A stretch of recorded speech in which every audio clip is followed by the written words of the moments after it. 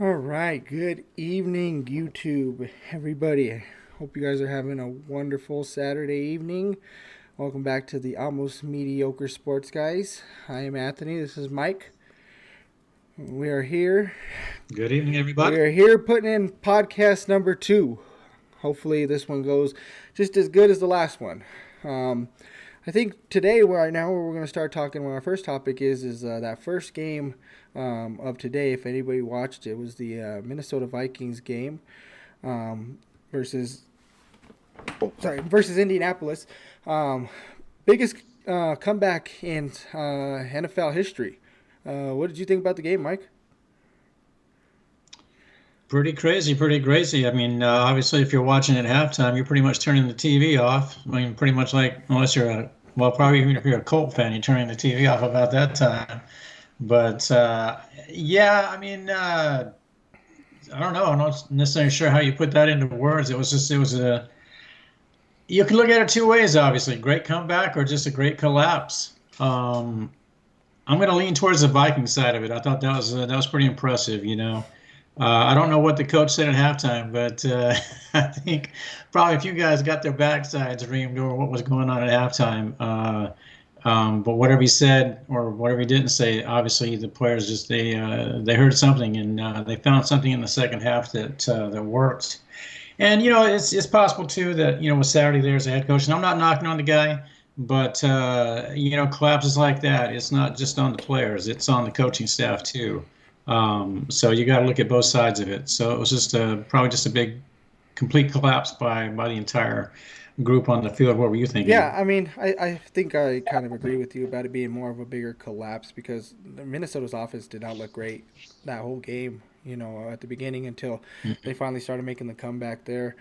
Um, I think, like you said, more of a collapse only because of that big reason there. I mean, they didn't look good at all. Cousins had thrown 2 picks in the game.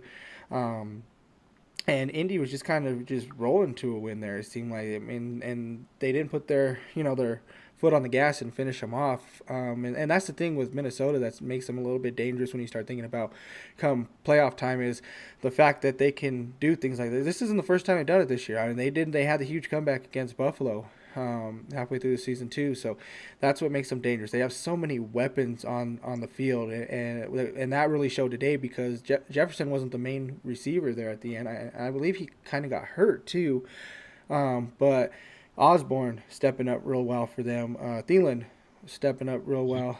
Cook, obviously that he was the guy that scored the touchdown to make it a 2 point game, and then Hawkinson, being the guy to tie the game up. There's so many weapons out there for Minnesota, which makes them very, very scary.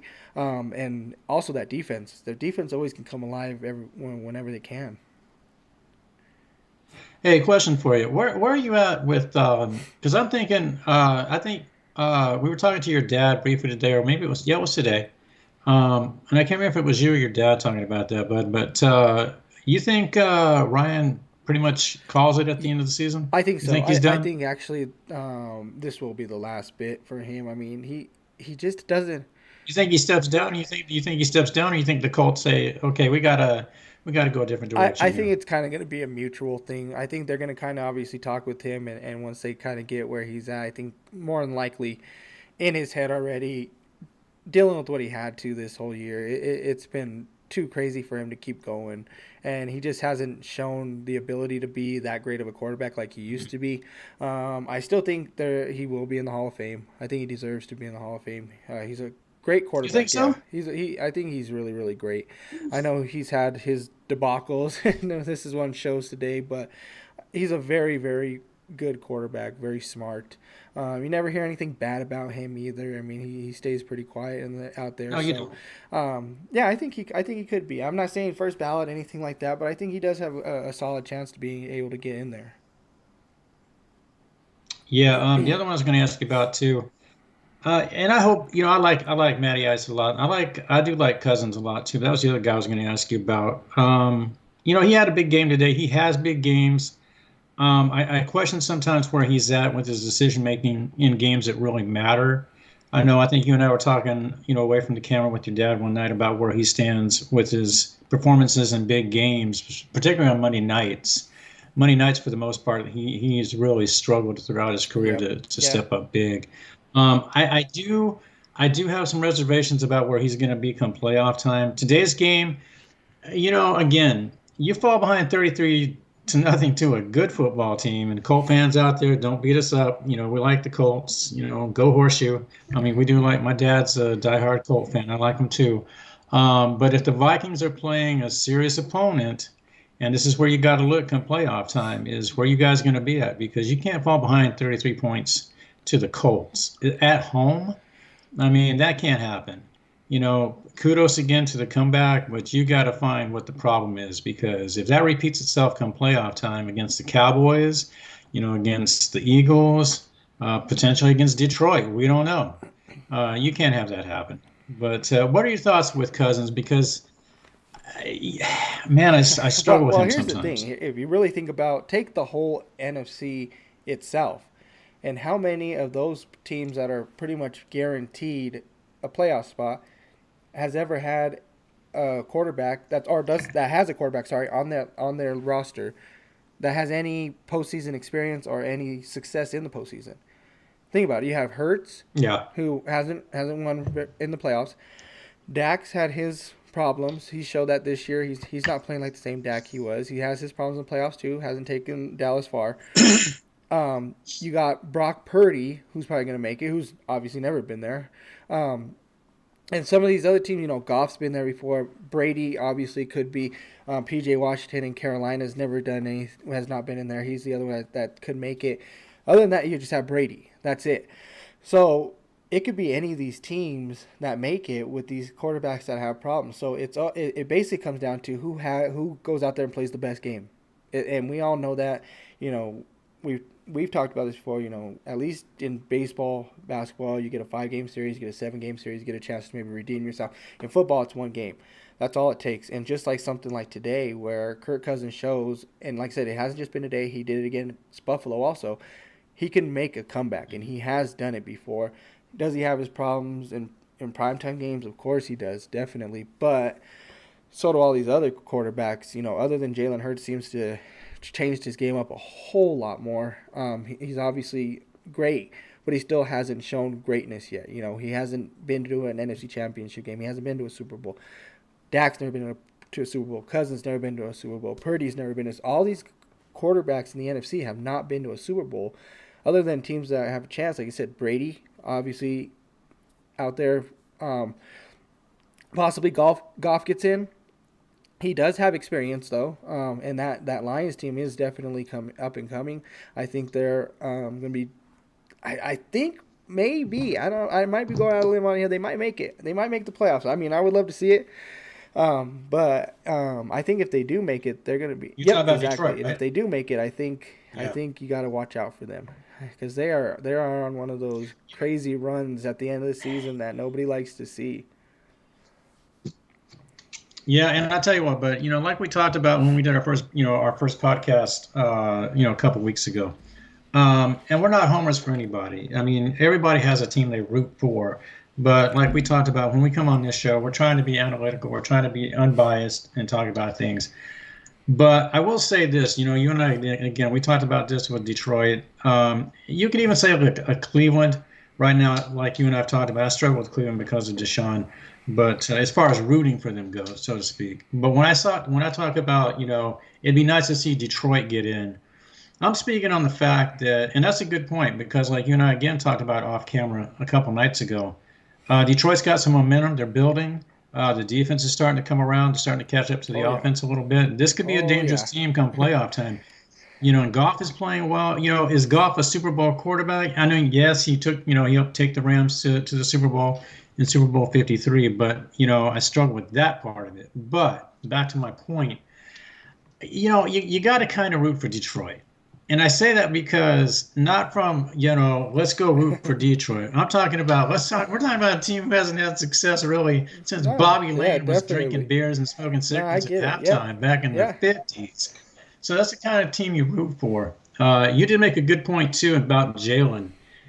I think if Jalen does struggle with the team they have this year, that I think they can buffer a little bit of whatever problems he may have in a playoff game. He is going to need to step up, but I do believe that if he does struggle slightly, I think the team can compensate for that, and they can get through a game, either all the way up to potentially to the NFC Championship game, especially if it goes through Philadelphia. And that's going to be a really tough, stadium to go into and come out with a victory. Um, but I like your point too. But you're looking at a lot of quarterbacks potentially that really don't have a lot of playoff Yeah, experience right now.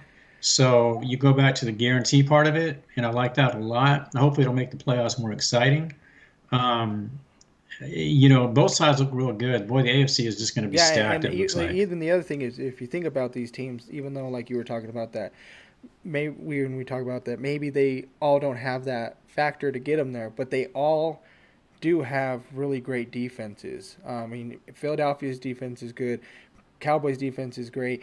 49ers defense is outstanding right now. It's amazing how well they're playing. Um, and even Minnesota, their defense kind of stepped. They played terrible in the first half, but come that second half, they were shutting them down. They shut them down the way that they were supposed to do it. And Minnesota's defense can be that good at times. I mean, obviously, they are hit or miss at times for them, but they all have great defenses, which is going to help out a lot. And yeah, like I said, jumping over to the AFC, it is crazy over there right now. I mean, Cleveland winning today really helps their chances to get in. Baltimore just does not look like a great team without Lamar Yeah. back there. I know we've talked about Lamar and how much of a difference maker he can make sometimes, and we didn't think he necessarily does. But after watching these games recently, they depend on him so much because they had so many chances to come back and pretty much even possibly win this game with the fact that York missed, I think, 3 field goals tonight or something like that. Um, Yeah, he yeah, missed two so definitely. it's like the misses on there. Tucker missed one too. I know the elements kind of got a little crazy. It started getting a little colder. The flakes were coming down, but Tucker missing too. It just seems like the team is off right now, and I don't know if that has to do with just Lamar. They just don't have the same confidence they have in him, like with Hunley, like they do Lamar. So they just didn't play well. But I don't like what I'm seeing, and it could really hurt Baltimore's chances. Possibly they could fall the rest of their games if Lamar doesn't come back, and a team like Cleveland maybe could, work their way in. Well, and again, we've talked about this before, and as we go along, we'll bring up some subjects that I know people aren't going to agree with, but that's okay. That's what this is about. We know the talent that Lamar has. I mean, he's got a great talent. He's a Heisman Trophy winner.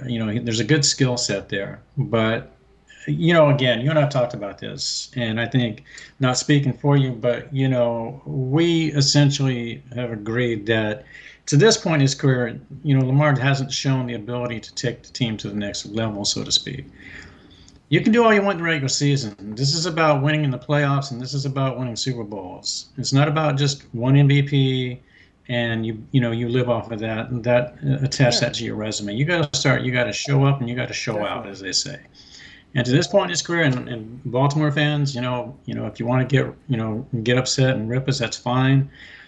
But we're just being honest here, and this is a fair assessment that Lamar, even if he's out there, there's some struggles, and he's not to this point really. He's not really overcoming those to the point that he should be, and until he does that, I can't personally consider him an elite quarterback. I know he's in the MVP conversation, but I he's not a front runner. He's not even second, probably not even third, really. Um, and that's what you have to advance. So, like you mentioned, Bud, even if they get in, it could be some struggles. I mean, look at the guy we fall back on right now in the AFC, and it's not Patrick. I mean, Patrick speaks for himself, but as I call him, Bad Boy Joe, he's coming. Yeah. And I'm not reaching out, and I'm not quoting Dion here, but Joe's coming. Joe is coming. He's here. He's already been to the show. He wants to go back. Cincinnati's coming together. I'm really excited for what the AFC is going I to offer in the agree, and, playoffs and I had a this year. question for you because what do you Uh-huh. base your MVP around? Like, what are your accolades to be an MVP? Because I think I have different thoughts of MVP than everybody else out there. But what are yours first, and then I'll kind of go over mine and see how much we kind of agree. I guess I go a little old school on this. I know the league is now they sort of gear towards the athletic QB. Let's roll out. Let's get some yards. If you can't throw it, run it. That type of thing. Be able to improvise. I call and fall back on that. I still think you got to be a pocket passer. You got to be able to stand in there. You got to make decisions, and you got to be able to do. If your first read's not there, you got to go second, third, fourth. You got to be able to make these decisions. It can't be just if my first read's not there, I got to bail. It doesn't work that way. That's not how you build around being the ideal quarterback. I want to see decision making. I want to see consistency. You got to have the athletic ability, but it's about leadership too. And that's what I like about Josh Allen. I mean, we talk about what we're looking for in MVP quarterbacks, and you were the first, in talking between yourself and your dad, going back a couple of seasons, you were huge on Josh Allen coming out of Wyoming, and I thought he was a project. He could potentially have some success, but you were by the second season, you were like, watch out for this guy because he's going to be the real deal. When I saw his performance in that AFC divisional game last year with Kansas City, that was my selling point. He had a good resume coming into that game, but when he made that statement in that game, even though unfortunately they lost, he showed me what he was going to be. Or he wasn't showing me what potentially he could be. He was showing me what he now is. And he's had a few struggles this year, but I think that'll work itself out. There's some injuries there, but you got to have the leadership. You got to have the consistency. You got to pick the guys up when they're down. You got to be that guy that when you get the ball at the 2-yard line, you got 2 minutes and 50 seconds to go. You're down 2 or you're down 3, and we need to drive. Can you be that guy? Josh Allen is that guy. Mahomes is that guy. Joe Burrows is that guy. I think, even out there with the Chargers, I think they've got potential right there with what they're working with. I think they need a new coach, but that'll work itself out. But that's the kind of guy that I would look for. I want that guy. The guy that tells you, I don't care what the deficit is, he can get us to win. That type of thing. What about yourself? This is kind of where I was going with this. Is so I asked you about it, and I love your take on it. I think it's great and everything, but you only kind of just stuck with just kind of quarterback position, and I always think to myself is why does the MVP always have to be always like just quarterback? We're always looking at quarterbacks. What about some of these running backs that get overlooked for some of the stuff they did over the years? What about wide receivers that get overlooked? Even some defensive players, stuff like that. And then it always seems like the MVP has to come with having a great team all the time. And I feel like MVP means most valuable player. Player meaning by yourself. If they're going off of your stats, your accolades, whatever. Obviously, yes, winning can come into it. But I remember, I'm thinking maybe 3 to 4 years back, I was having this argument about because Drew Brees was having one of these tremendous years, but I think at the time during the MVP race he was like 4-7 maybe at the time or something like that, and a lot of people were saying, well, he can't get picked as MVP. Their team's not winning, and I don't understand that one bit. I said anything going back is thinking about Justin Jefferson has a chance to do something that nobody's ever done, and he's on pace to go for 2,000 yards. Even I think Tyreek might even have a chance at it, and possibly Diggs, but I think Diggs he really has to push to get there. But I think Tyreek's even that close with him too. But why aren't these guys in the conversation of MVP? You're going to do something that nobody's ever done, which is eclipse 2,000 yards. Nobody's touched 2,000 ever, because even if they surpass Calvin, that's still a great year. But if you touch 2,000, that's insane because nobody has ever done that, ever. And you're talking about greats that we've seen, the Jerry Rices, the Randy Mosses, the T.O.s, the Calvin Johnsons. It's never going to happen. So why aren't people talking about these guys in the MVP race? And in the MVP race, it's just all quarterbacks. And I think it needs to be more open. No, and that's a fantastic point, but I agree completely. And it's interesting you mentioned that because, and it applies to the NFL, but you know where I also thought it applies to, and I've thought that for a long time. I think it really applies also when you talk about the Heisman Yeah, in college football. Look, because again, it's almost to your point. What does it essentially focus on? It focuses on running backs, receivers, QBs, and I get it. Those are the glamour positions, but there's been some defensive performances over the years. Yeah, yeah, they would have to be really outstanding, but there have been some players, a few here and there, that really stood out. Probably at the end of the season, it didn't, probably justify them being, chosen as the MVP or the Heisman winner. But again, to your point, what do you see, when they narrow it down to the 4 or 5 finalists for the Heisman? It's typically quarterbacks, an running back. occasional Yeah, running back, and I don't think hardly ever, there are yeah, there are receivers, some obviously, receivers. but it's Yeah, not because very often. I'm not gonna lie, I There's was not so very excited often. when Devontae Smith won it a few years back because I was like, there's finally some notoriety for these wide receivers, and then also him being from Bama made it even better too. So I just said, like I said, I just wish they opened it up a little more because what these guys are doing is pretty insane.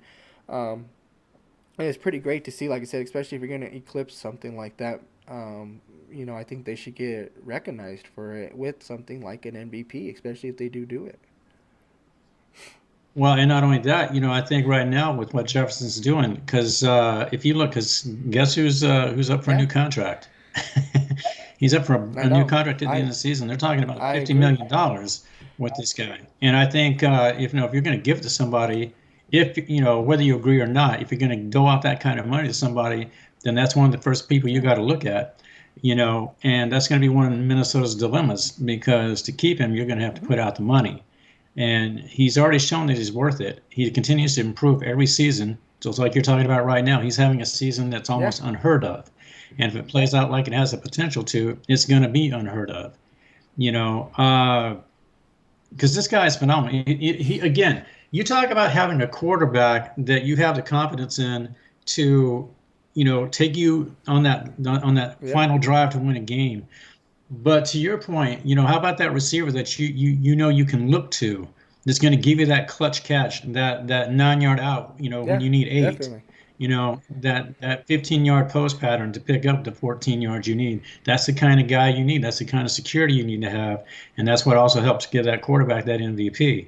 So I agree with you completely, but that's a great Good. point. Well, And hopefully at some point they'll start they'll yeah, reevaluate I where they're agree. going with that. I definitely agree with that. So that's gonna we're kind of piggyback off that and kind of go back into that MVP talk. And I know we didn't get a chance to talk that last podcast, so we kind of want to bring it on today. Is who you kind of had in your MVP race? I don't know if maybe you just give me like top three or top two. Who you think right now is at the top for you?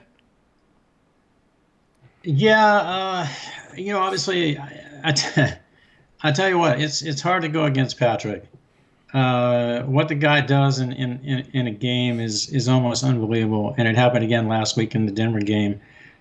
How do you do that? How do you just roll out to the right?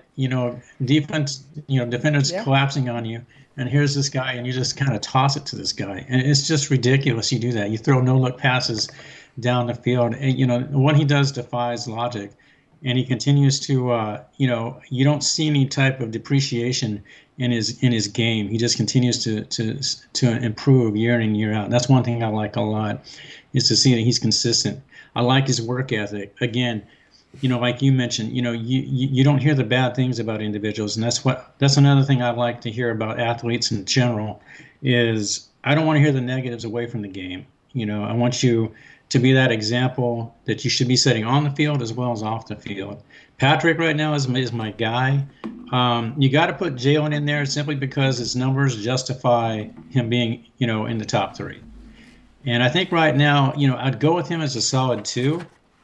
Um, Tua's he had some possibilities there for a while. I think the last two games have really hurt Oh those yeah, yeah, yeah. What considerations. he's done these past few games, it hasn't been great. I think he hadn't even thrown for like over barely 400 yards between the two games. His completion percentage last game was only like 35%. I mean, he hasn't looked great at all. I don't know how he's looked tonight. or anything like that. It looks like it's 14-6 in that Buffalo game right now. And I know the weather's cold though there too. It's pretty cold, but yeah, Mhm. To me, I think he did kind of fall out of that race, unfortunately, these past few games. Just because of just how much these other guys that you talked about have excelled, like Mahomes and Hurts, definitely. But go ahead and finish up your list, though. Yeah, I think I really is a solid two. I mean, obviously I'm going to hold with Patrick and Jalen. I think anybody else that would overtake either one would have to really excel down over these last four games. I'm not sure they will. Josh Allen's another guy that I like a lot. He continues, and this is a guy dealing with at least some minor injuries, particularly with the left side of his body. And I know Buffalo doesn't go into a lot of details because no team's going to, necessarily reveal what Right. an Yep. athlete's going through. No, It's just definitely. you don't do that. But I continue to like what I see out of Josh playing through the injuries. That's another form of leadership that you have to see. I know it's hard sometimes, but you got to suck it up and you got to go. And I like that with Josh, and I love his leadership. But right now, I'm going to go a solid with Patrick at one, Jalen at two. I'll bring up Josh as a third. There's you could there. I'm sure there are other people that that folks could argue potentially, but that's just where I'm at right now with those three right now. Joe, if Bad Boy, and Joe continues to produce down the stretch, maybe he's thrown into consideration, especially with what he deals with an offensive line half the time. Interesting stat here recently where they said, anytime Joe is sacked no more than 5 times in a game, they haven't lost. That's a sad statement to make about a football team. I mean, golly. Yeah, well, he's only sacked 5 times. I got that win. Six, oh no, it's over. That's No, that pretty is. bad. But if Joe continues to produce, potentially he's in that conversation. But right now, I'm going to go with Patrick and Jalen right Okay. there at one, Yeah, two. no, definitely. How about I'm yourself? kind of in that same range, but I really think Jalen Hurts needs to be number one in my opinion. The main reason I say that is, I mean, he is the leader of this team. He's taken over this team as the leader, and that is kind of hard for me to say considering I have never been a big fan of his at all. Obviously, him being in Bama and transferring out, going to Oklahoma, things like that. I've never really seen him as being a great quarterback because as you know, I'm not a big fan of the Big 12 because they don't play defense in the Big 12, so anybody can go and put up points out there, and that's just my take on that. But um, what he's shown is he's gotten better every single year, and that's one thing that I've noticed about that I love about quarterbacks is the ones that take the time to get better every single year. I love that about him, and that's something Mhm. that he's done, and he's really taken that leadership role over on this team. Even though he lost, an All-Pro tight end like Dallas Goddard, he's still winning these games, and he's hitting everybody that he needs to. He's using all of his players the right way, whether it be AJ Brown, whether it be Devontae Smith, like I said, Dallas Goddard. The run game's been well, and that's with him too because he's also one of the leading rushers on the team too, if not the leading rusher. I don't know the stat on that for sure. And he's got this team at a 12-1 record. Granted, yes, was the one loss bad, but yes, but that always happens to teams that are on a roll like that. There's that trap game. There's always that trap game that everybody talks about. Um, but for the most part, he's been the heart and soul, the leader of that Eagles team, and so that's why for me, he's number one on mine. Two, I do have Mahomes. Like I said, it sucks for me because Yeah. I just put in this big spiel about wanting to put in other players in there, but Mahomes is doing great things with his team. He's got Kansas City rolling again.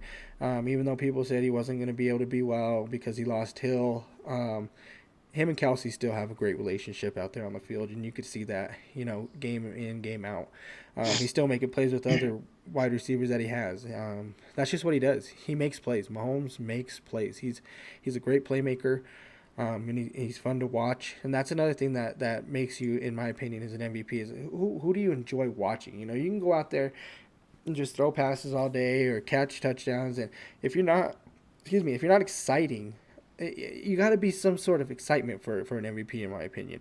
And he's exciting. He's fun to watch. He just makes things happen. And I think like you brought it up, it's like this guy is never out of a game. It doesn't matter.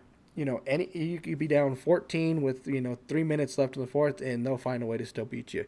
Um, That's kind of why I think I have him there. And then just like for three for me, I am gonna go Justin Jefferson. I think, like I said, if he keeps panning out the way that it's supposed to be, getting 2,000 yards, I can't say it enough. It's just impressive. I know they get another game in, so it's a little bit easier to get there. But still, 2,000 yards in a season is crazy to think about. You know that you're getting. So I really think Justin Jefferson should be in that conversation. And for me, I have him as three, but like I said, I gotta have Hurts and Mahomes as one and two right there. Yeah. No, bravo on that third choice too, but that goes back to what you were talking about. You gotta share the wealth, so to speak, when it comes to these MVP, acknowledgments and things like that. Um, and I agree with you completely. As a matter of fact, I'd put aside Josh based on just what you said, what we talked about a few minutes ago with Jefferson, to have those type of stats. And the season's not even over yet. They still have Yeah, three more exactly. games, and they're going to have three more games that are going to be necessary to potentially win for playoff placement. So, and that's a good point, but that's a solid point. I will one more thing I wanted to touch on with Jalen. I watched a video not too long ago with him sitting on the steps of some site in Philadelphia, but he was sitting on the steps and he was talking to Michael Vick and he was talking to Donovan McNabb. And I was impressed by the conversation. I was impressed, first of all, to have three of them together like that. But I was impressed by Jalen's appreciation for what those two gentlemen had brought to the Eagles organization. Their contributions to the team, and also indicating that I guess he still potentially reaches or occasionally reaches out to them for advice on how to deal with things, the best way to handle situations and that type of thing. But he's a humble guy. And like you mentioned, he's a guy looking to improve every year. I hope he stays focused like he is right now, because I think if he does, he's got a brilliant future ahead of him. I really do. He's exciting to watch, like you said. And I think, if he continues on this pace, I think he can be an annual participant in the MVP, voting. He's just a quality individual. At least he sure seems like it. And I just hope he stays on the right path and continues to focus on getting better because he's fun to Yeah, no, I watch. definitely agree with you on that too. And like I said, I wasn't a huge fan of him before, but look at what he's done with his team. I mean, how do you not, give him some praise and understand that what he's done to get better. That's like I said, goes all back to that. I love players that just get better, and I always see that from quarterbacks, and that's something I seen from Josh Allen, which is why I was so high on him. I mean, he came out of Wyoming, not a huge school that people talk about. He wasn't high. Nobody's really that high on him. Um, but he had his problems in the beginning. He was running a little bit more than he should, taking too many hits. He was forcing a lot because he had the arm to do it. But in the NFL, we all know, even though you have a strong arm, you can still throw picks. These guys are smart out there, smarter, faster, bigger at times. Things like that too. So. But he's put in the work to get better. He did what he was supposed to do. He got smarter out there, read defenses better, and that's why he's in conversations like this as MVP. And same thing with Hurts. He's done the same thing. And same thing with Mahomes. Mahomes and them work. All these quarterbacks that are up there, they're up there for a reason because they put in the work to do it. You talked about Burrow, Yep. obviously too. He's another guy that just puts up amazing numbers year in and year out since he's been here. And he fights hard. That guy plays for the love of the game, and you could tell him out there because even though he is getting beat up, with that offensive line at times, and he's getting sacked, 5+ times a game or whatever, he gets right back up and he's out there. He's pushing every single day to get better, and that's something that I enjoy seeing from these quarterbacks. Because the other thing that's nice is, we talked about it earlier with Ryan. He might be gone real soon, if not next year. Aaron Rodgers, does he have a few more years left in him? Maybe. Brady, who knows after this year, if he doesn't make the playoffs, something like that. Does he keep playing or not? You know, we're changing. The era is changing. These new younger quarterbacks are coming in, Yeah. and that era is slowly fading away. So I like to see that these guys are getting better because that means that we're going to have more teams that are going to stay good for long periods of time. I mean, you got and it even goes even deeper than those guys. You're talking about Justin Herbert's, the guys that are getting better there. So the Chargers will still be playing well. Lamar Jackson, if comes back from his injuries, they're going to be playing well. Who knows what's going to happen in San Francisco with Purdy? Does Purdy take over San Francisco's job? Do they have Jimmy Garoppolo? I mean, is it Trey Lance's team? We don't know about that, but those are three great quarterbacks right there too, that are playing in the league. I'll tell you what, real quick, but you know what? Purdy's performance, does this not speak on Shanahan as a Oh, coach? 100%. I mean, I mean, is that oh, it's not brilliant? 100% because the other thing is you're not just down a quarterback, you're down two quarterbacks, you're down Debo, Yep. you know, you're down all kinds of different areas and stuff like that, and you still do this. And I think that's what makes Kyle Shanahan such a great coach, and his schemes are great. Um, for what's going on. He doesn't make it too complicated for them, and it makes it great for game management for Purdy to do that. Um, And not only you're doing this with Mr. yeah, no, Irrelevant. definitely, definitely. I agree, and that's great. That's great. I love it. I love it. Like I said, and it's just because it shows that we are bringing more talent into the league, which makes it more fun, because before we always used to say, well, it's what whoever Tom's playing with or whoever Peyton's playing with, that era is starting to go away now, where you're going to be seeing a lot more different quarterbacks. I think start making these playoff runs. Start seeing him, Jalen Hurts going to be up there. Dak Prescott starting to show that he's going to want to be in the playoffs more.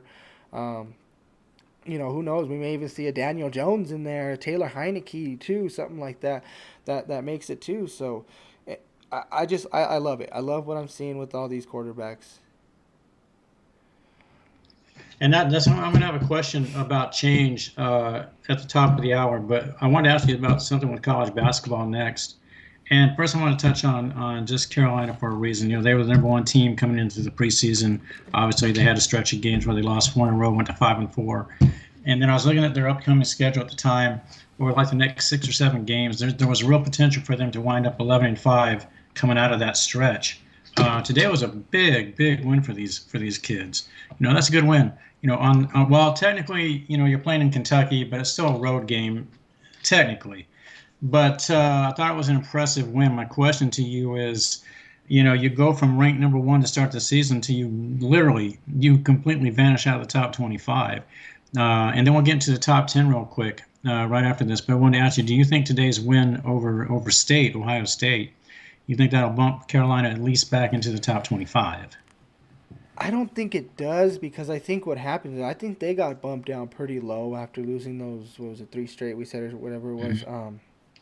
I think they dropped pretty low. I mean, Ohio State was ranked. They are ranked 23rd in the nation, which is a huge win. I agree with you. It was, but I don't know if it gets them just over that hump. Maybe, I guess maybe, depending on where they fall on the list, because obviously you don't get to see that list. Where whoever's after the 25 type thing, they kind of give you an option of who else is out there sometimes, but Yeah. who's on that list? Are they 26? Are they 27? If they're that high on the list, then yes, I think they probably maybe like swap places with them, become like, excuse me, Yeah. 23rd in the nation or something like that. But um, I don't think they do. I don't think that win was enough for them to, because those other losses were so bad. I think it did kind of knock them down far enough. But they're on the up. They're on the up and coming. I love what I seen today. Like you said, it was a huge win. Ohio State played well though. They played really really well. They shot the ball well themselves. I believe was it Saucer was is that their guard that they had. He was playing tremendous for them, making huge shots. Obviously, he ended up fouling out, so he didn't get to finish overtime, which was huge. I think that was a huge loss for them, too. But we've talked about Carolina, a lot, and I think what's changed more is I've always said that they need to get away from just letting Baycott try to be the man, letting him. It's just a Baycott show type thing, and he can't do everything. He's gonna need help. And they've been doing that. R.J. Davis had a really good game today. He's somebody else needs to step up. Caleb Love also needs to be in there a lot more too. I was going to say, Love had some Yeah, so production. that's what I love to see, and that's what they need to do because Baycott can't do it all. And there's too many teams out here that are so good with multiple players on this team that it's not like how some years it's always one guy that can carry the team because it's not a huge, there's not a huge amount of players that make a difference. But now not in this not what's going on right now. The top, like we talked, top 5 teams in the nation right now are incredibly great teams. So no, I don't think, in my opinion, that does get him over, but I hope it does. That'd be great to see him get back into the rankings and move up from Yeah, there. yeah, and I know that if you look at some of the publications, and to your point, but they didn't have them even in the teams that would be considered to be moved into the top 25 prior to today's win. So I agree with you, but I don't think at 8-4, they're going to drift back into the top 25. Maybe two, possibly three more wins. Again, you're talking about quality of competition. Kind of see what they do with it. I think ultimately, obviously, with the pedigree that Carolina has, I would believe if they stay healthy, obviously they're going to move back into the top 25. Top 10, that becomes a different story. That's down the road a ways, and you have to play out and see how you do. But that kind of segued into, you look at the top 10, and actually for me, it's kind of nice. And I kind of wonder what you were thinking about that too. It's kind of nice to see, for a change, we don't see the royal family of college teams, so to speak, the blue bloods as they call them, dominating the top four, top five right now. You got a good mix of and again, transfer portals and all that stuff.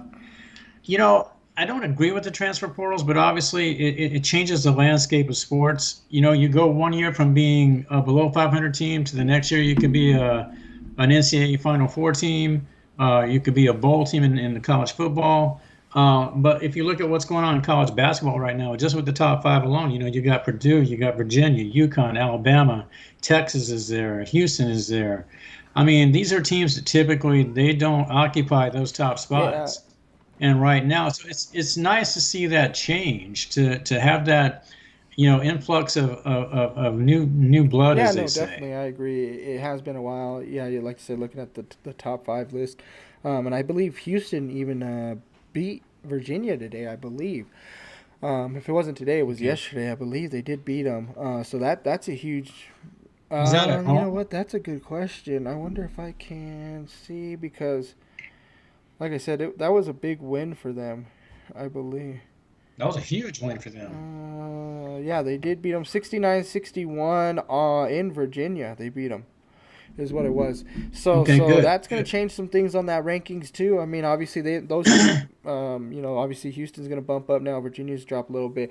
Alabama's definitely surprising. They've been playing well though these past few years, making the tournament a lot more, getting up there. I think definitely Purdue. I don't know if they won today though. They were playing earlier. They were kind of struggling with Davidson a little bit. Watching that game, I think it was 28-27 at half. Um, Kind of Okay. struggling with them, but it looks like they did win 69-61. So Purdue struggling a little bit with Davidson. Davidson's got a pretty good team though. I think they're a strong all around team, from watching them today a little bit. But yeah, it is crazy to see these a lot of difference. Even if you drop down a little bit more, you've got Tennessee in there, Texas, Kansas usually, Arizona, and Arkansas is kind of runs out the top 10. Well, and I was telling you too that, and again, a few publications can't speak for everybody, or even sports shows, so to speak. But there's a number of publications, individuals out there touting UConn as a team that could potentially, at least through the regular season, go undefeated. And they're even talking, some of them, about UConn being able to run the table. Now, I think that's a little bit of a stretch. UConn's not exactly playing on the most difficult conference in the world, but I think right now it's a little bit early to be jumping on undefeated seasons because, to your point, the Purdue game is a classic example of, and I'm not knocking on Davidson, but you're going to have those games where you struggle to play above the talent level of your competition. So it's going to be those struggles. So we'll have to see how UConn plays out. But I just think right now, projecting undefeated seasons, that's a little bit early right now. We're still getting in just the very early stages of this season. Yeah, well, so kind of just looking at their schedule, they don't really play real top tier teams other than like Xavier, Marquette. They do play St. John's, who's actually up and coming right now. They're 11-1 to start off the season, which is pretty nice for them. Look out for them to possibly be getting moved up into the rankings, possibly. But they play them a couple of times before the end of the season, so maybe they are correct. I don't know for sure. I mean, I think there's too much talent out here this year. There's a lot of great teams that it's going to be hard to like you said, go undefeated. So I don't see that happening either. I think they'll probably lose one. Same thing with Purdue. Like I said, Purdue even struggled today with Davidson. I think they're kind of on the cusp there of probably losing a game too. Also, but that's fine. That's fine with me. I'd rather teams do lose. You have to lose a game or so. Before the tournament, so you know what it feels like. Kind of get that knocked out of there. Because when going in, I think a lot of these teams that end up going undefeated, unless you have like a star-studded team or something like that, or Lou Alcindor on your team or something like that, you know. It takes a toll on you more when you lose in the playoffs like that. So I mean in the tournament itself. So I think it's good for them to kind of get lost in there. And even if you do lose the game, as well as you play, you don't get knocked too far down in the rankings, depending on who it is. But like I said, I agree with you. I don't think there's going to be a team that finishes undefeated, though. But if there is going to be a team, I guess you probably put your money on UConn to be that team to do it if it is. Yeah, and I know we've talked away from the camera. We've talked a little bit about Houston. We talked about Alabama. Alabama's an impressive basketball team. I've had a chance to watch a few of their games. I'm impressed by what I see from them on the defensive side. Their energy, rising to the occasion. By that I mean they rise to the talent level of the opponent. But they've got a deep team. They've got a good basketball team. So I think that's a team for a lot of people to watch this season. Will be Alabama. I still think, and the win today over Virginia is an impressive win by Houston, particularly on the road, because I talked about that too.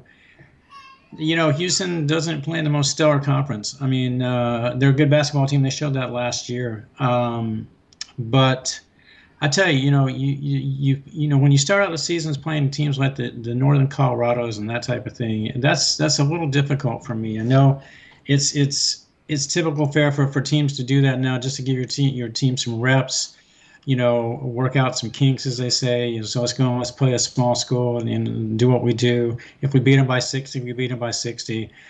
I just think that takes away from the enjoyment of the game. And I'm not sure that properly prepares your players sometimes for what they're going to face down the road when the talent becomes a little bit more difficult to match up against. But that's a big win for Houston today with Virginia. So that screams volumes about potentially where they could be headed. I know they're touted as being a potential Final Four team. Well, victories like that, they very well may wind up in the Final Four. It's going to be interesting to see how that plays out. Yeah, no, definitely, I agree with you. That is a very big win for them. I do agree with you about the games that some of these colleges do play. I don't know if I necessarily worry about it more in basketball as I do, say, maybe football more. Because in football, you just when you're just completely dominant over a team type stuff. I mean, you could just really dominate a team out there, and you could do it in basketball too. But sometimes there's every single year in basketball, there's always some sort of a team that just kind of comes out of nowhere. Like I said, like a St. John's this year, being 11-1, doing what they're doing so far, is great. And I think soon, if they keep going on the run that they're doing, they'll end up being ranked also. You get that sometimes, and I think, and that's also one of those where it's kind of a slap in the face to these teams, so they think, oh, I'll go ahead and play UNC Charlotte or something like that, or like you said, Northern Colorado, and you're Kentucky or whatever doing that, and you think, well, we'll win. And some of these teams, they just get a spark, and we've watched basketball enough to know that basketball is about a game of runs, and it's also about being able to stop the runs, being able to stop the bleeding, because if you can't, especially in college basketball, you can lose a game real quick and you can go down real fast. In college basketball, and I think if you keep poking the bear a little bit, going after these teams that people don't think are top tier talent, you start losing those, and then the next thing you're wondering, hey, you know what, we lost, you're one of those teams that wasn't having a great year, and you end up looking at yourself, you're like, I'm on the bubble. And then they're like, well, they lost to Northern Colorado. That's a huge loss. But we have maybe Wisconsin here who took on Alabama, and they beat them earlier in the season. We're gonna take Wisconsin over Kentucky because you guys were too busy playing these lower teams instead of trying to get top tier talent, and now you're out. And that's what hurts these teams a lot, and is when it comes down to those. Well, what was your bad losses? You hear it all the time, and they explain it to you all the time, and that's the other thing. And that's why I said I hate, but I like it in basketball because you see it more often. You see these teams beat these ranked teams like that, and it hurts them later on when it comes to tournament time. Whereas in football, you don't see it all the time. You're always watching it, and it's like you're scrolling through watching TV. They're going through the scores, and you're seeing Michigan go on and beating Appalachian State 70-0, and you're like, there's just why are you doing this? Why? You know what I mean? You get, and that's the other bad part is you get only 12 games or whatever it is in college football. So you're wasting one of those games on a thing like that, and you're just basically trying to just cakewalk through to get to the playoffs. For college football, I don't like that in my opinion. And we both know, and I get it. For the small schools, I know it's a big deal. It's a paycheck for them, and typically it's a substantial Yeah, yeah, paycheck. If you have, definitely, if we're yeah. talking about basketball, I mean, Houston rolling into Greeley, Colorado to play the UNC Bears. That's a big deal for them, and they know they're not going to win the game, but they're going to give Houston their best effort. Even though they know they're not going to win, but they may lose by 40, they may lose by 50, and I know it's a paycheck. I sometimes, I struggle with that, and like you're talking about too. But when you narrow it down to 12 games in a college football season, and the games, I think the games now are going to become even more important, particularly with the playoff expansion. I would like to think anyway that you're going from 4 to 12. I would hope anyway that as they go forward with scheduling, that now the games become more focused on we have to make these count because we've only got 12 games to look good.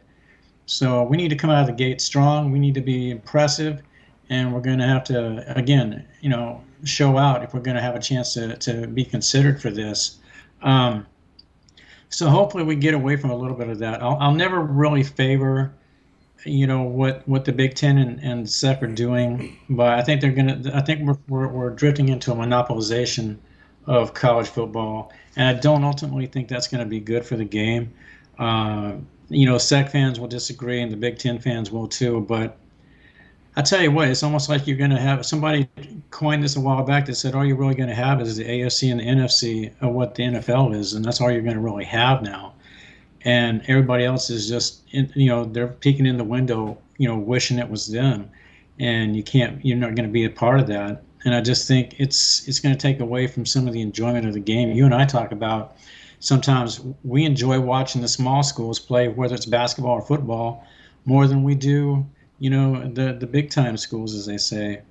I watched a great Division III championship game last night with two 14-0 football teams going at it, and it turned into a good football game. I watched North Dakota play their Division II semifinal game last night, and that turned out to be a great game.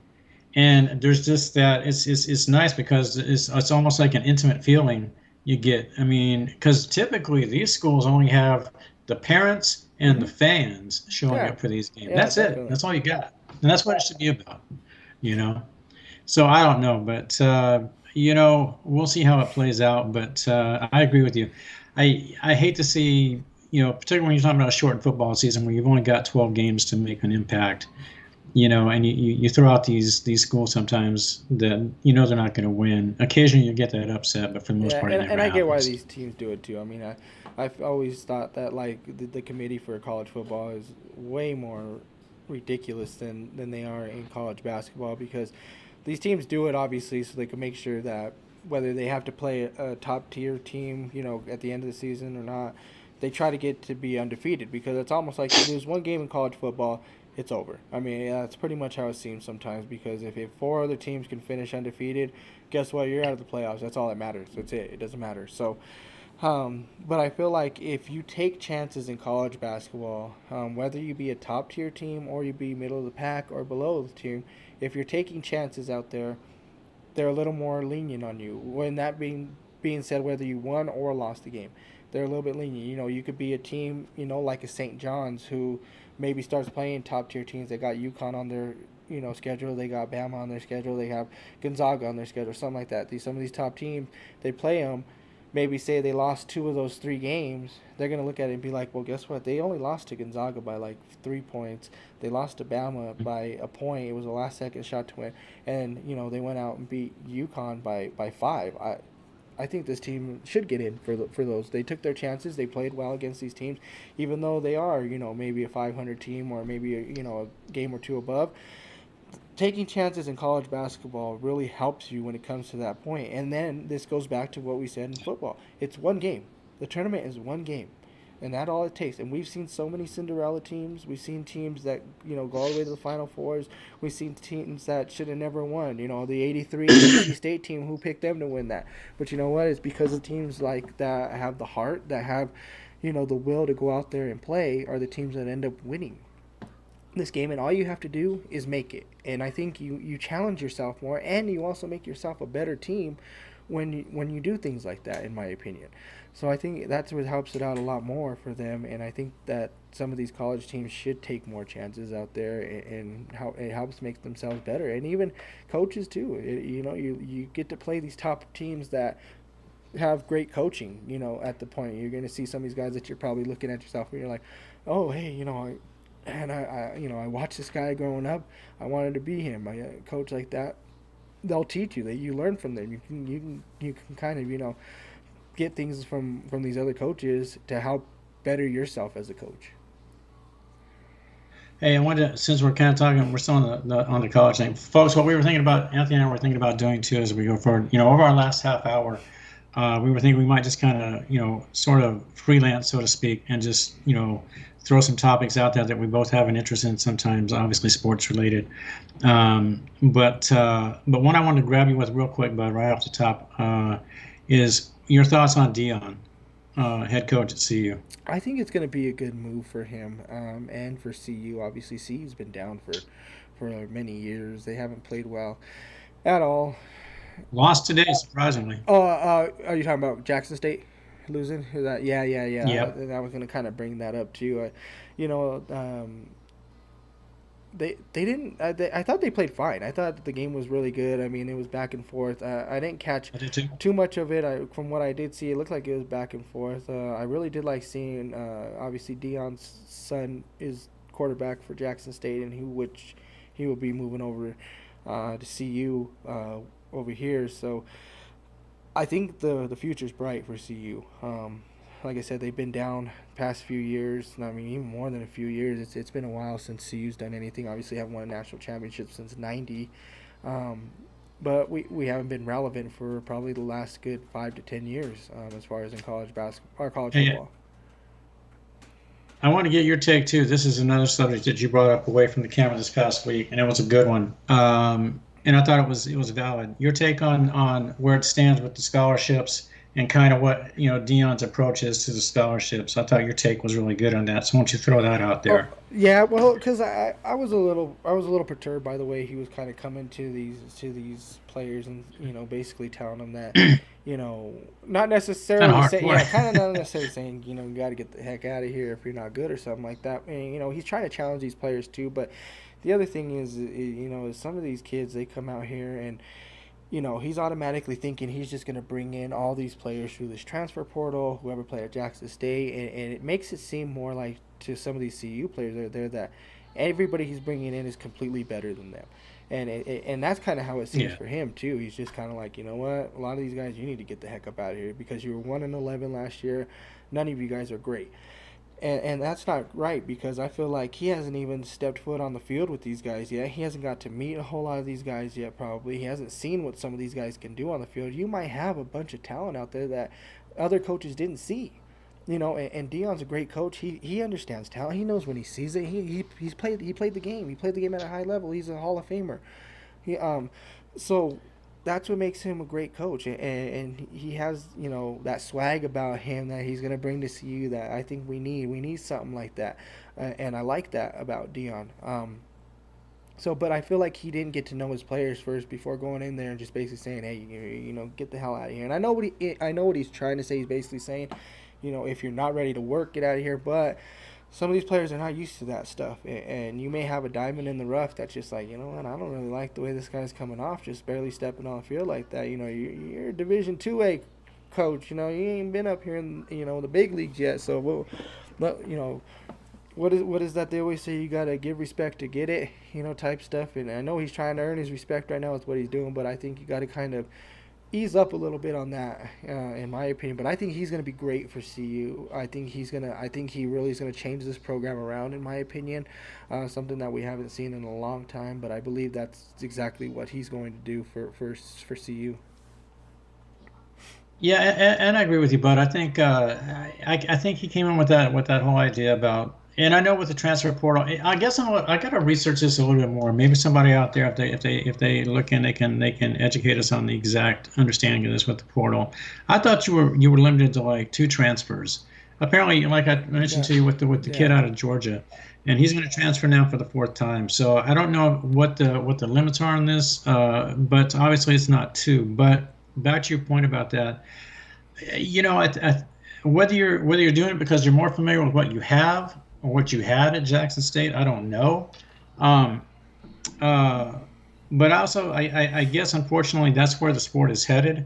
I don't think Dion's making the rules, so to speak. He's not the exception. He's just part of the overall viewpoint by coaches now, that this is how I run the game. If I'm going to come in, this is the approach we're going to start taking is, we're going to put some kids to the side and say, hey, here's the deal.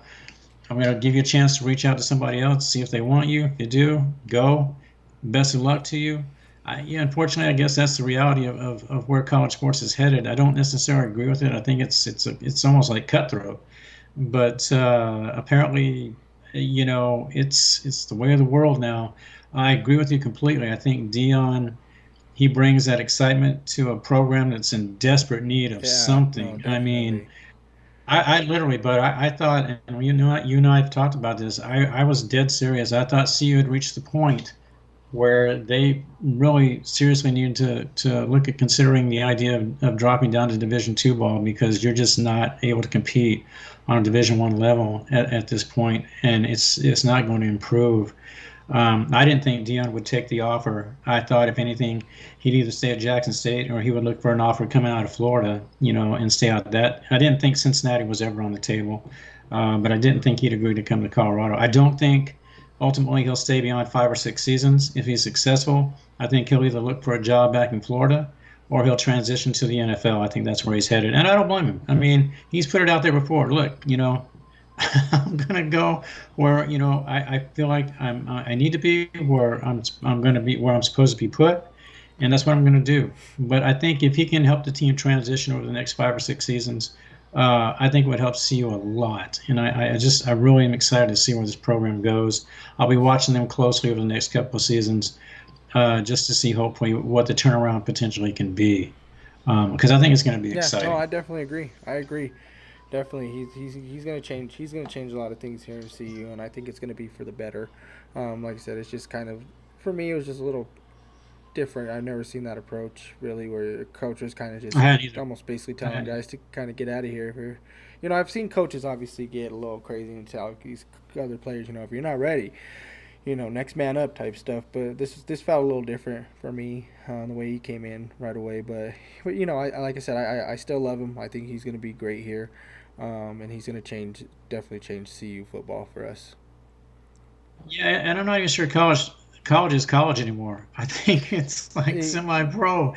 I mean, even the coaches now are just approaching it that way. College basketball, we see it too. I mean, you've got coaches stepping away because the game's changing so much. But I did want to ask you too, and I was touching on that with college basketball, with the changing of the guard, so to speak. And I know you're a huge NBA guy, have been, since you were a little guy. I kind of like it, but I want to get your thoughts too because obviously if you look at the NBA, you got a changing of the guard there. If you look at the standings, both conferences, you got a lot of changes in the teams that we're used to seeing. Obviously you got Boston up there with Milwaukee in the East, but you look over to the West and you got the Memphis team, you got the Denver team, Portland's finally getting back on track. But it's nice for me personally, again, this goes back to what we were talking about earlier. It's kind of nice for me to see a little bit of change, to see some of these other franchises finally get a chance to to start doing a little something. It makes the game a little bit more exciting for me. I love it. Yeah, no, I agree definitely. I kind of do like the changing of this. Obviously, in the West, it is a little bit different. Seeing some of these teams that haven't been there, it's been a while since Denver's been good, consistently. Obviously, we have been consistently playing well. Obviously, having Joker makes a huge difference for the Nuggets here. Um, which he's so much fun to watch too. That's pretty. He's so exciting. And we won't talk about the Nuggets head Yeah, coach. like I said, that I think that's a huge problem in Denver is the coaching. In my opinion, I think he's one of those guys that's just never gonna ever get them over the hump. And I've talked to you about this is how long you asked me how long are they gonna give Malone, and I was like, well, in my opinion, is I think he's almost due because if they didn't let George Karl stick it out, and they always said he couldn't get over the hump. How much longer do you give Malone then? Because he's not doing the same, not doing anything great here. And I mean, I don't know if you think this team that we have here is better now or the George Karl teams are better. In my opinion, I'd have to say I think the George Karl teams were better than the teams we have now because we're basically going off of a one-player team right now, and it's the Joker. The Joker's the guy. He's the main guy. Obviously, he's won MVP, and every time you watch him, it's he has to have the ball in his hand. He controls the ball. I think I don't know what the exact stat is, but I would say he at least controls the ball. Over 50% of the game, if anything. Um, Jamal still hasn't played to his potential after the injury. I know he can play there. I don't know if it has to still do with the injury, if he's not fully healthy or what. And then MPJ, my stance on that. I'm not a huge fan on him at all. And he makes a difference. He should be making a difference, I should say, for this team, but he's not. Then you got other teams that are, still up and coming, like you said, like Memphis and John Morant, who you could argue he's probably one of the, if not the best player in the NBA right now. The guy is just amazing with what he's doing. The way he could score at will is exciting to watch. The way he controls that Memphis team is pretty exciting too. I mean, he's the leader of that team also. And Memphis is kind of the same way that the Nuggets are a little bit, where they run a lot through Ja, but the same thing with Joker. But these guys are willing to take it on. There's a lot of teams like that. I feel like that has that one big superstar that can take the load, and they're actually running it like in Dallas. Doncic is controlling that team, and he's doing a pretty good job of that team. Then you have other teams like you said in the West that are all around teams. Like Utah's been an all around team that plays really well. The Suns, I think, have an all around team that play really well.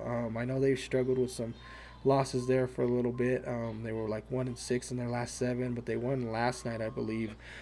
But it is. I think it's very great to see the turning of it. Even going back to the East, seeing Cleveland be good up there in the East is different. They haven't been up there and this great since obviously LeBron was last there with them. So it is kind of nice to see different teams. Surprise team. Would you think too? A surprise team in the West, New Orleans, That playing pretty was good where I was going basketball to go right to now. next is kind of talk about the powerhouse teams, which I consider New Orleans the powerhouse because they're number one seed. Obviously, I think that's who, if I'm not mistaken, that's who Phoenix actually just beat though, was New Orleans, to kind of get rid of that skid there that they had going on. But yeah, you're talking about like Boston, Milwaukee, New Orleans. I think New Yep. Orleans is going to be good. New Orleans, they basically took that whole Philadelphia thing, trust the system type thing, and they ran with it when they traded AD. They got a lot of draft picks out of it. They got, when they were thinking about it, they're like, oh, we're going to get Lonzo Ball, Brandon Ingram, and who else did they get? I can't remember who else they got. They got 3 players plus some picks out of that. Yeah, we'll take that because all these guys right now are playing great. Josh Hart, that's who it is, sorry. All those guys are playing That's right. great right now in that trade. And then they got Zion, and these guys mesh well, and they're young and talented, mesh well. And Zion's on a tear right now. The guy's amazing with what he's doing. So, and then going into the East, Boston is amazing. That tandem with Jaylen Brown and Jason Tatum is great. Those two are top tier ball players, and you can maybe argue those two guys could be top 5 players in the league right now if you wanted to. Well, I'll tell you what, too. You know what else surprises me about Boston? I think this speaks more to the character of the players and the talent of the roster itself. Is if you go from the transition of the coaching situation last year, and we won't go into names because that's all been thrown out there with the allegations and all this other stuff, and so I don't even want to delve on that. I'm just looking at what the players are showcasing, so to speak, with Boston. You transition from one coach who everybody thought, well, here we go, we got a solid coach, we got the players falling into shape. This is an NBA Finals type team, blah blah blah. All the blow up in the offseason with everything that was going on there. You bring in a new head coach, team picks up right where it left off. I think this speaks volumes about where they are as a talent roster in regards to the Celtics. This is a talented, deep roster right now, and right now it probably is for the most part.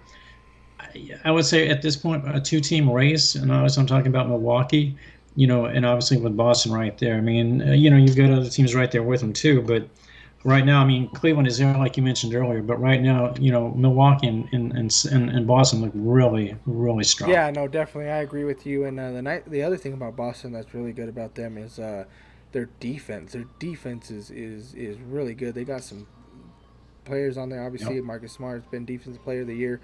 I think he won it last year, I believe, if I'm not mistaken. Excuse me. So they play really great offense and defense side of the ball. They're very great team. I like Boston a lot. I can definitely see Boston being a team to actually win the whole thing. If anything, I mean, I haven't made any picks like that. I don't know. I haven't made like any Western Conference or Eastern Conference championship predictions or anything like that. But if somebody came up to me and just said, hey, you got to pick one team to win the NBA Finals right now, who are you picking? I'm probably leaning towards the Boston Celtics right now. I just love what they're doing. I think Tatum really has changed around as far as a leader out there for that team. Jaylen Brown has really taken his role as that second guy out there and stepping up real well for them. And like I said, the defense of that team it really helps them become an over the top team. Yeah.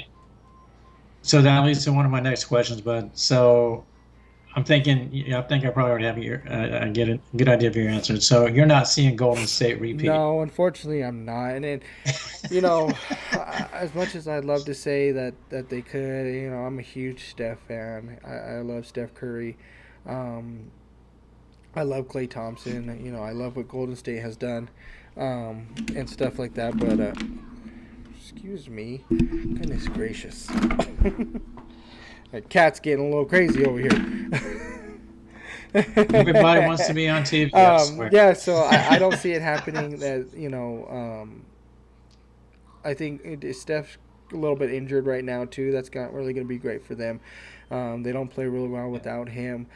And then the West, like we talked about, is pretty stacked right now. Where I just don't think that they have enough out there to get him over the hump. Klay hasn't played to his potential after the injury, which could change though. I mean, if he puts in the work, things like that. I mean, that could definitely change it for him.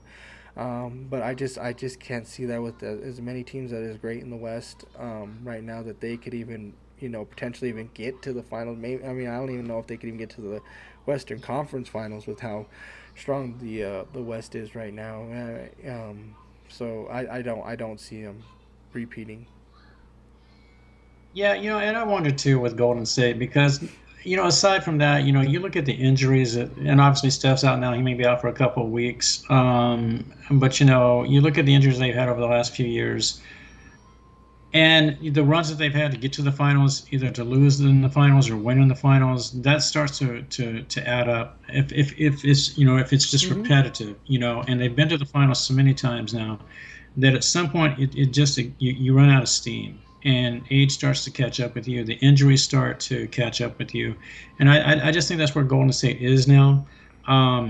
That's kind of tough for me because, like you mentioned just a few seconds ago, we both love Steph.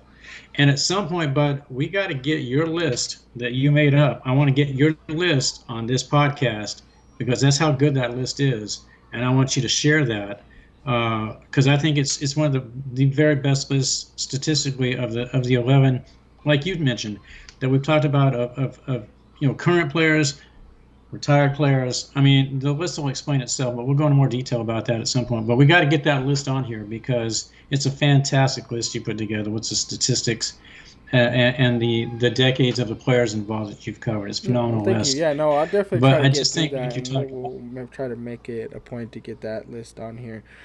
when we can. I'll have it all kind of written down and kind of go over it with everybody. You know, obviously it is an all time list for everybody out there. Just kind of to know that, you know, it is, you know, my basically top 12 of certain players that have been kind of in the conversations recently.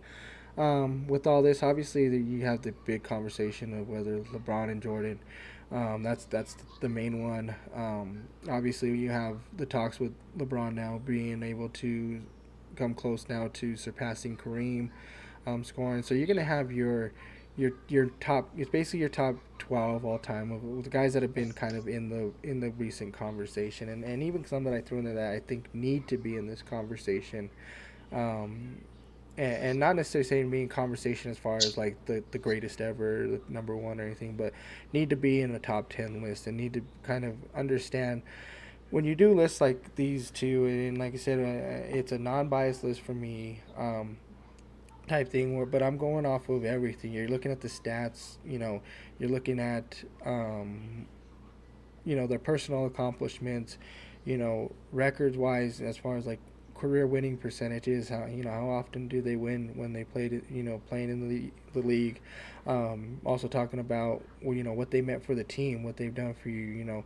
So all those things make a huge difference on this list for me. And you know, once we get into my list, you know, I'll explain to people as to more why I put these people in there, because you know there's gonna be people, everyone's gonna be like, maybe that guy should be a little higher, or this guy should be a little lower.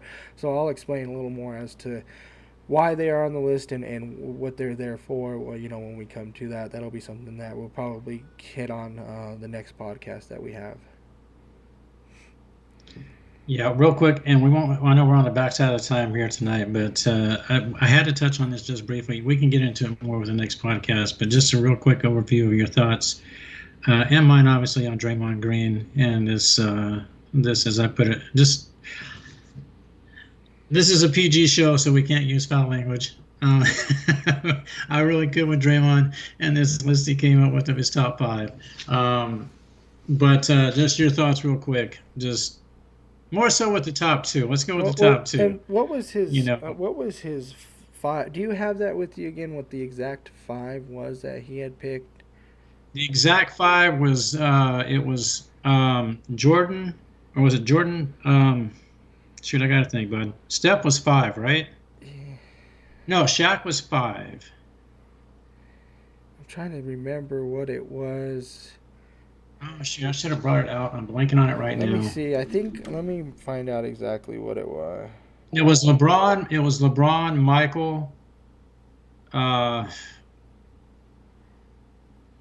Steph was five. I thought Shaq was four, and was it Kobe that was three? I believe so. That sounds right. I thought it was Steph, Shaq, Kobe, Mike, and Okay. LeBron. Because that was our big contention. Is again, and it has to be the first two. Obviously, is what we're talking about here tonight. Obviously, you know, I don't want to, like I said, I don't want to get too deep into this because Not too in obviously, detail, just a quick synopsis. in my opinion, I don't see Steph Curry being a top five player all time, and I don't see Shaq being a top five player of all time. And that's not a knock on them because obviously, in my opinion, I think Shaq is definitely deserving of being top 10 on the list. And Steph Curry's just a little bit outside of that list as far as top 10 for me. I know I've talked to you and my dad at length about how much I feel Steph Curry is definitely getting to that point where he can crack that top 10, you know, when it's all said and done, and possibly even make that top 5 depending on what he does and finishes out his career. Because if I feel like if he, even say this year they do find a way to go all the way and win the whole finals this year, if he went and took this team into a finals and won it all, how do you not crack this guy for sure to the top 10 no matter what? But how do you not start thinking, man, does this guy start getting into the top 5 list, you know, and does he in all-time list, you're starting talking about all-time point guards, is he in that same tier as Magic, as Stockton, as Oscar, you know, Isaiah? I think you start putting him in that list because if you take him out right now, he's gonna have 5, so he's gonna tie Magic with 5 rings as far as point guards go, being the most at that point, because Oscar only won maybe one in his career. Isaiah has two. Stockton never won one. Peyton never. Gary Payton never won one any. Um, so you start thinking about this list, and to think that Steph Curry has 5 rings, and say what you want, whether you say, oh well, he won two with Durant or whatever it was. Say what you want to say, but even though Durant was there, Steph Curry still put in the work, and he still was putting up monster games while he was there. It's not like he was just riding Durant's coattail the whole entire time too. So, like I said, I think he's not top 10 right now, and I don't believe but I think he will surpass that soon. Obviously, I have no problems with it with Jordan. I have no problems with LeBron being in there. Those two are well deserved. Like I said, obviously I don't want to go too in depth in that as to where I would rank those two. But Kobe's definitely top 10 also in my list, and obviously some people are going to argue he could be top 5 up there too with what he's done. It's amazing.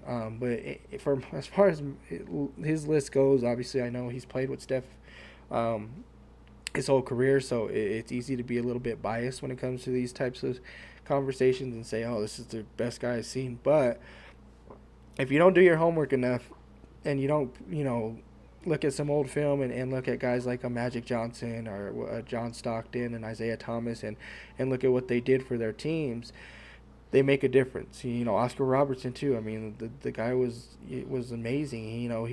He's basically what we used to see Russell Westbrook do, all the time, putting in triple doubles like crazy. I mean, he was the first guy to do that, and lead your team. So you have to understand that there's other ball players out there, and I get it. You love Steph, and I love Steph just as much too. But as far as putting him in the top 5 all time, I'm not there. And then real quick, so I can get you over to what your thoughts are. But I love Shaq. I think he is one of the most dominant players ever. I don't think he's the most dominant, because I think Wilt takes that over a little bit as far as the most dominant player. I mean, when you just look at the numbers, it's insane to not call him dominant with his size and ability and things like that. But Shaq was also there, in my opinion. But I still think that there's other centers that played in this league that were better than him. As far as all around, in certain areas, they were just better than him. But obviously Shaq is an all-time center. I mean, he's top 5 centers of all time, in my opinion, for sure.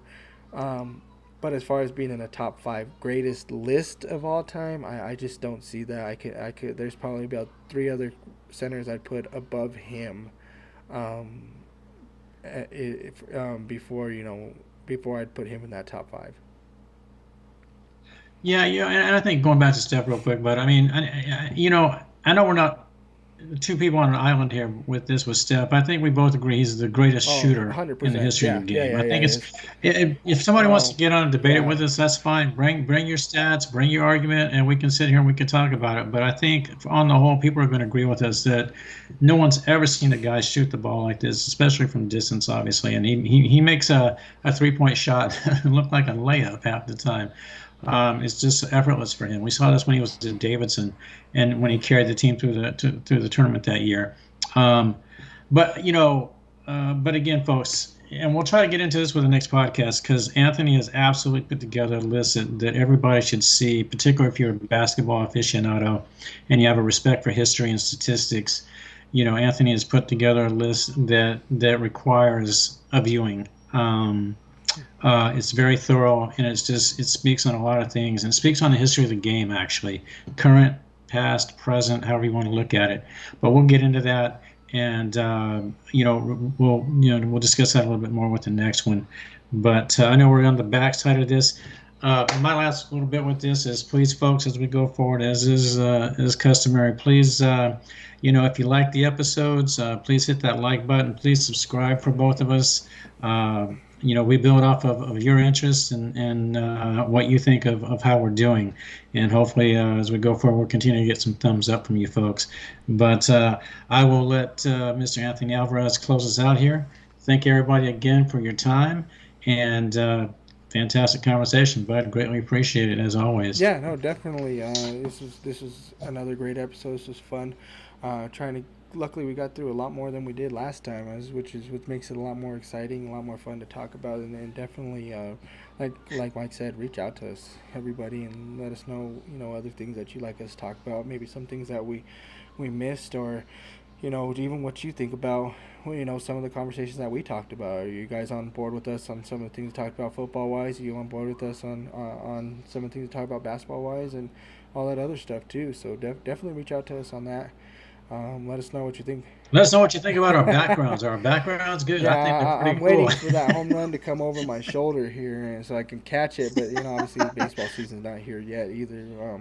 That's something definitely we might need to get into. Also, getting to talk about some of these new moves that have been going on. A lot of movement in baseball. A lot of movement going on in baseball right now, and that might be something next episode, guys. Look for us. Maybe talk about a little bit more baseball um, with the moves going on.